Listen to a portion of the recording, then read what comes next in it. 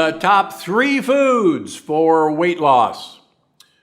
All right, still struggling to lose weight? I get it. I was 70 pounds overweight for years, and no amount of exercise or healthy eating helped until I discovered that weight loss comes down to what you eat and what you don't eat. So today I'm sharing my top 3 foods you should be eating to help you shed the pounds and live your happiest, healthiest life. Number 1, and I can't say this enough, prebiotic-rich foods. Now, there's always some confusion about a probiotic, a prebiotic, and now a postbiotic. So real quick, probiotics are friendly bacteria, and probiotics have to eat something, and the foods that they have to eat are called prebiotics.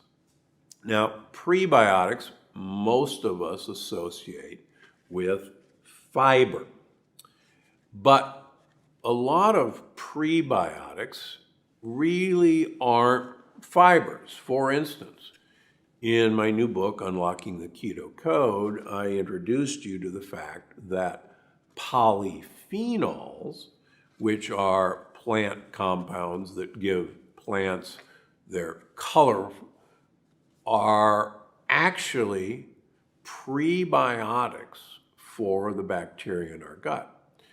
And with each passing year, evidence is accumulating that these polyphenols may in fact be the most important part of prebiotics that we've neglected over fiber per se. Now, don't get me wrong, fiber that is edible by our gut bacteria are equally important because gut bacteria use fiber, use prebiotic fiber, and use prebiotics to make chemicals called postbiotics. And this is where it gets really confusing. Postbiotics, simplistically, are the byproducts of bacteria, probiotics, eating prebiotics. And these postbiotics are signaling compounds. And as you've heard me talk before, signaling compounds tell our mitochondria what to do, tell our genes what to do, tell our cells what to do. And the exciting thing about these signaling molecules in terms of weight loss is they actually promote weight loss by having your mitochondria literally waste calories to do a caloric bypass on the food you eat. And that's actually exciting news because it means that a calorie in equals a calorie out is not true. And in fact, many of the calories that you eat, which are prebiotics, whether they're fiber, whether they're polyphenols, will actually make you lose weight more than the amount of food that you're eating, which is really, really exciting. This was brought home to me years ago, and it's worth retelling. There's a group of islanders in Papua New Guinea called the Catawans. And the Catawans are well known for their longevity.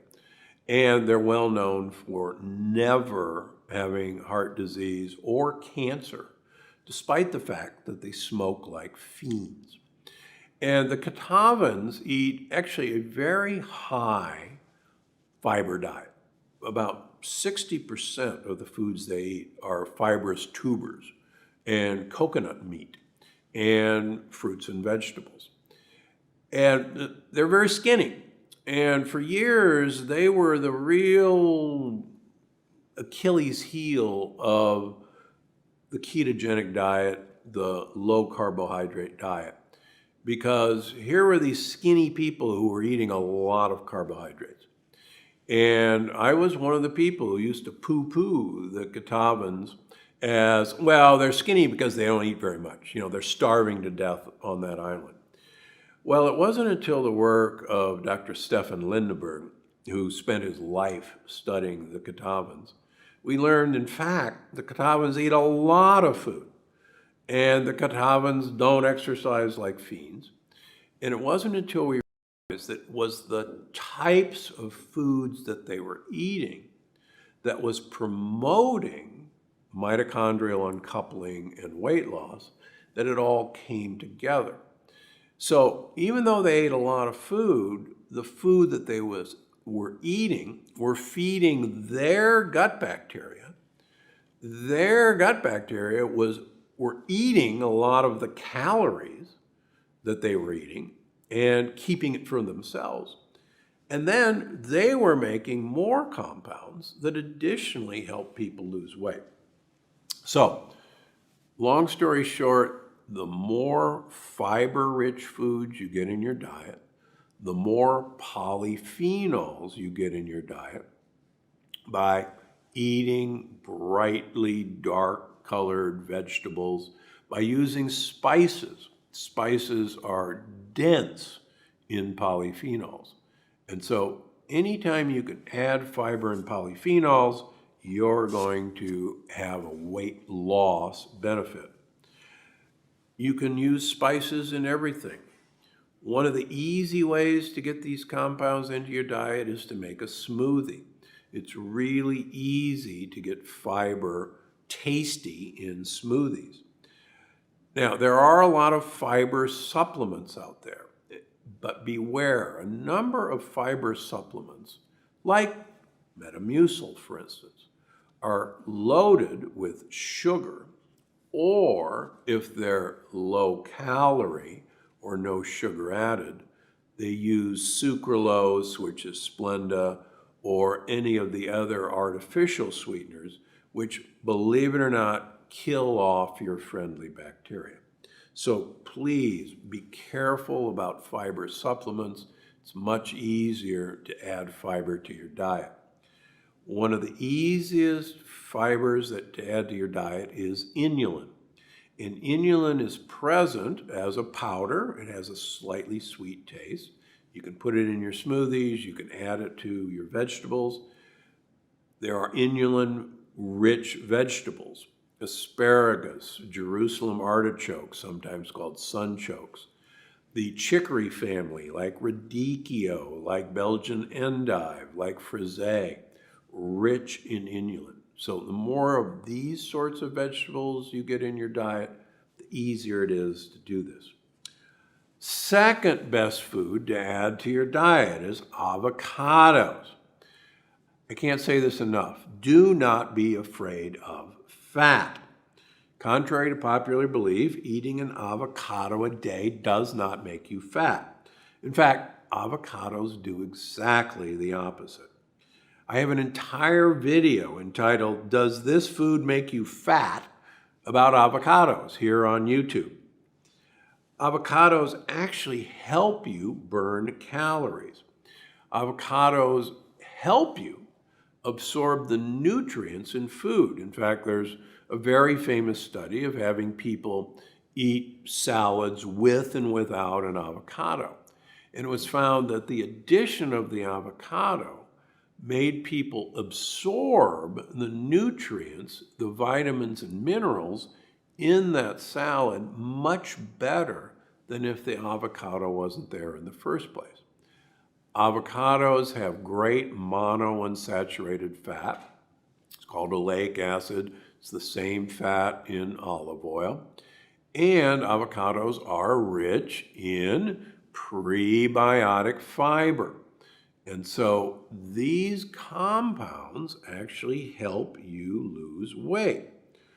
How many should you eat a day? Well, there is a human study that shows the addition of one avocado a day actually improved weight loss over not having the avocado a day. So what the heck? Have an avocado a day, have some guacamole. Please don't put tomatoes in guacamole. That's not supposed to be in guacamole. Have an avocado, take the pit out, put an egg yolk in each hole, put it in the broiler. It's a phenomenal breakfast. It's a phenomenal snack. You can find the recipe in my cookbooks. What can you substitute if you're sensitive to avocado? Well, we have a few people who do react to avocados. It's unusual, but it does happen. In that case, don't have an avocado. Instead, use other sources of fiber rather than an avocado. The number 3 thing that you should add to your diet to help you lose weight is MCT-rich foods. Now, most people have heard of MCT oil, medium chain triglycerides. It's becoming easy to find. Costco even has MCT oil. If you can find C8 MCT oil, that's the one you're looking for. A lot of them will be C8 and C10, and those are okay. Coconut oil does not have the same benefits as MCT oil. Studies that I talk about in Unlocking the Keto Code show that people who were asked to have MCT oil as part of their diet versus people who did not have MCT oil as part of their diet lost 3 to 5 kilograms of weight in 6 weeks just by adding MCT oil to their diet. And we're not talking about a lot. Probably 3 tablespoons a day will do it for most people. Now, the other great news is that MCT oil is present in goat and sheep products. So goat yogurt, sheep yogurt, goat kefir, sheep kefir, goat cheese, sheep cheese. 30% of the fats in these products are medium chain triglycerides. So what an easy way to add MCT to your program without the oil, just have some goat products. And what a wonderful way to lose weight by having yogurts and cheeses from goats and sheep.